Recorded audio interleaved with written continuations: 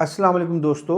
आज मैं आपको एक कहानी सुनाता हूँ, लेकिन उससे पहले आप एक लंबा और गहरा सांस लें।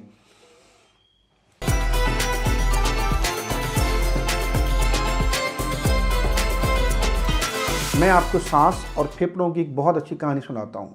सोचें, तसव्वुर करें, हमारा जिस्म एक शहर है और इस शहर में हमारे फेफड़े एक बहुत बड़ी फैक्ट्री हैं, जहाँ हर लम्हा सांस की आमदोरफ्त जारी रहती है।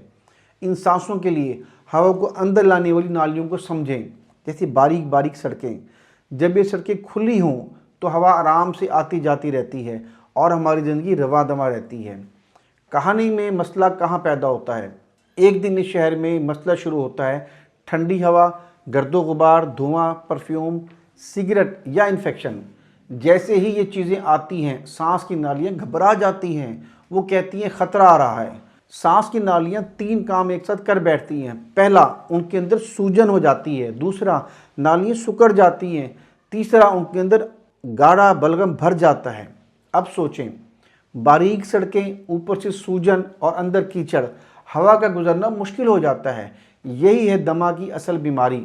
मरीज को क्या महसूस होता है? अब मरीज कहता है, सांस लेते वक्त सीटी जैसी आवाज़ आती है, सांस फूल जाता है, सीना भरा भरा लगता है, खांसी खास तौर पर रात या सुबह को टाइम शुरू हो जाती है, थोड़ा सा चलने पर भी सांस चढ़ जाता है।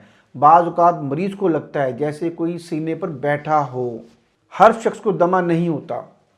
कुछ लोग ज़्यादा हसास होते हैं। मसलन अगर घर में किसी को दमा या एलर्जी हो, बचपन में बार बार नज़ला, ज़ुकाम, खांसी, धुआं, सिगरेट या हुक्का, गर्दो गुबार, मट्टी, जानवरों के बाल, मोटापा, फ़ज़ाई आलूदगी, ठंडी हवा या मौसम की तब्दीली, ये सब दमे को जगा सकते हैं। दमे की बीमारी एक दिन में नहीं बनती, ये आहिस्ता आहिस्ता हसासियत की वजह से बनती है। इसकी आम वजूहात एलर्जी, सिगरेट का धुआं, इन्फेक्शन, कोई भी सख्त खुशबू, जिस्मानी मुशक्क़त, ज़हनी दबाव, ठंडी चीज़ें। हर मरीज़ के ट्रिगर मुख्तलिफ हो सकते हैं। आइए हम समझते हैं कि दमा बार बार क्यों होता है। यहाँ एक अहम बात समझें। दमे में इंसान की सांस की नालियाँ हमेशा हसास रहती हैं। जब भी कोई ट्रिगर आता है वो फौरी रद्द अमल देती हैं। इसीलिए दमे का मरीज़ कभी ठीक लगता है, लेकिन कभी अचानक शदीद बीमार हो जाता है। लेकिन सही इलाज से इसे कंट्रोल किया जा सकता है। जब मरीज़ अपने ट्रिगर को पहचान ले, दवाएं बाकायदगी से ले, सिगरेट और धुआं से एहतियात करे, अपने वज़न को कंट्रोल करे और अपने डॉक्टर के मशवरे पर चले, तो सांस की नालियाँ पुरसकून रहती हैं, सांस फिर से आज़ाद हो जाती है। आखिरी पैगाम, दमा कोई कमज़ोरी नहीं, ये काबिल कंट्रोल बीमारी है। सांस अल्लाह की नेमत है, इसकी कदर करें, इल्म रखें, गफलत नहीं, क्योंकि जब सांस आज़ाद हो तो ज़िंदगी भी आज़ाद हो जाती है।